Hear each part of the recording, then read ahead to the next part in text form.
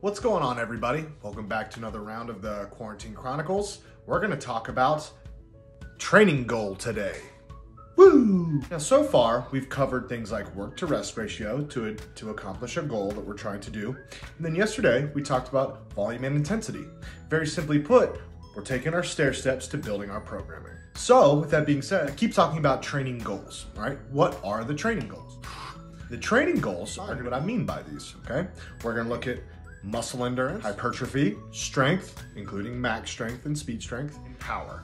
This will be very simply put, deepest of realms of arguing programming protocols and things and what they mean. I just want to make it very simple so you can do it at home. To define muscle endurance, that's simply literally building up the ability for the muscles to continually act over and over and over while completing a task. Hypertrophy, all right, is going to be defined as building muscle, laying down your base, not necessarily getting huge, right? But we're laying down the foundation, okay? Strength, the max strength and speed strength, this is where we're really focusing on getting as strong as possible. Not as big as possible, that's in the hypertrophy phase, strong as possible in the strength phase. And power is gonna be defined as being as explosive as you can be, explosive movement. I like to go over percentages of where to work within your programming. Establishing a 1 rep max is a little iffy for me. I try to stay away from it because when you do operate within a 1 rep max, you invite injury. So what I do is I'll operate off of a 3 rep max or even a 5. Generally what I'll have my athletes do is do upwards of 3 reps when I know they can do 1 or 2 more, and then I will use a 1 rep max calculator based off of 3RM. That allows for the most safety and decreases the invitation of injury. So, with muscle endurance, okay, we're looking anywhere from 2 to 6 sets, okay, and we're going way high volume, okay, we're going 12 plus reps. That means working at a very low percentage, sub 70%, so under 70% for tons and tons of reps. You wouldn't be able to do 80% for 12 reps. Next thing we're gonna move on to is hypertrophy.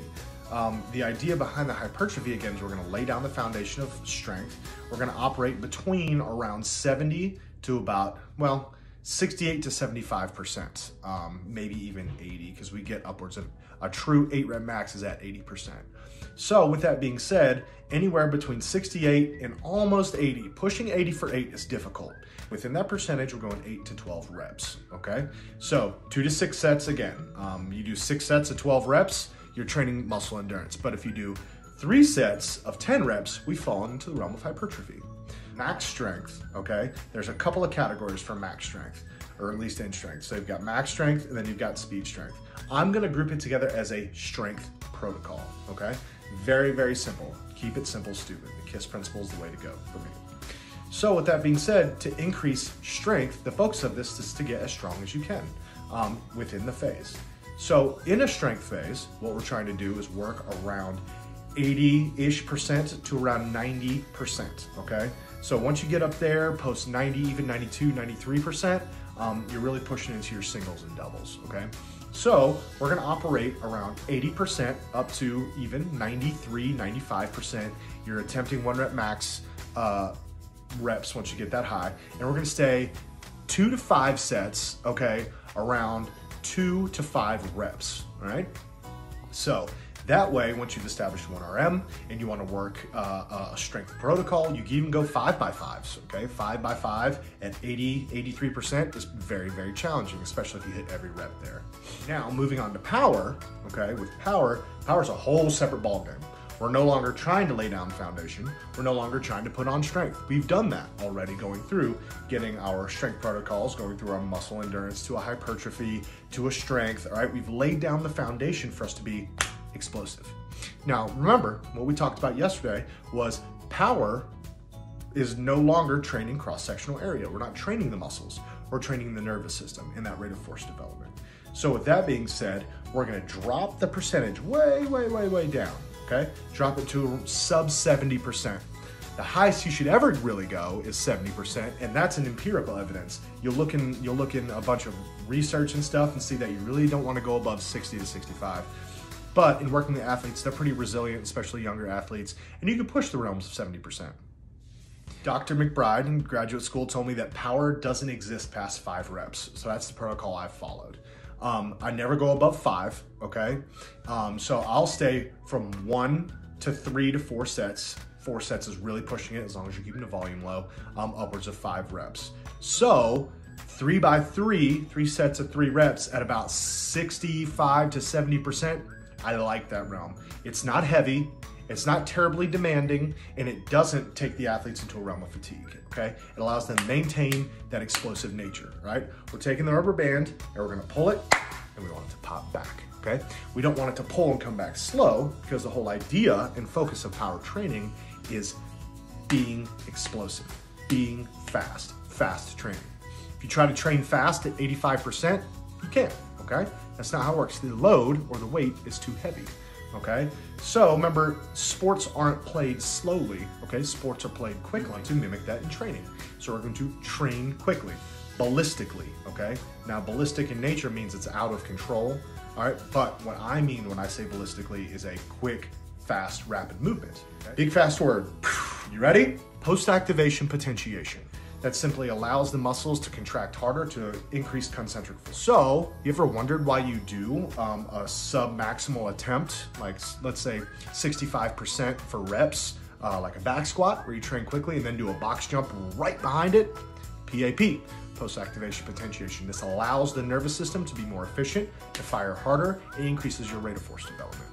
Okay, so power itself is completely separate from your strength training. But in programming, what we're gonna do is make sure that we lay down the strength foundation first. We build the base with your muscular endurance if needed. Not all athletes need that. Then we go through a hypertrophy phase. Remember we talked about yesterday, 8 to 12 weeks. Once we build that hypertrophy, and that's to build up as much volume, size of the muscle fibers as we can, we're gonna go into strength, okay? We've laid the aerobic base, okay? Then we put on size. Now we're gonna put on strength, okay? We try to drive as much strength as we can in a max strength phase. Again, remember, volume and intensity, right? As volume drops, intensity increases. Same thing we talked about yesterday. Then we jump into power. Power is sport. When you're power training, whether it be peak power or power velocity, whole other realm that we can talk about in a whole nother video, that is to mimic training. It drops the load all the way down to around 30% or body weight, 30% of the load. Okay, so as you're going through your programming, all right, lay your base down, take the correct steps, adjust when needed with your time frames, or don't do a muscular endurance phase, do your hypertrophy and then jump into your strength. Let your strength build, set the foundation for your power, and exacerbate the power to the best of your abilities as you're leading into season. You can go all the way up to the first contest as long as the volume and intensity mimic the abilities to allow for that.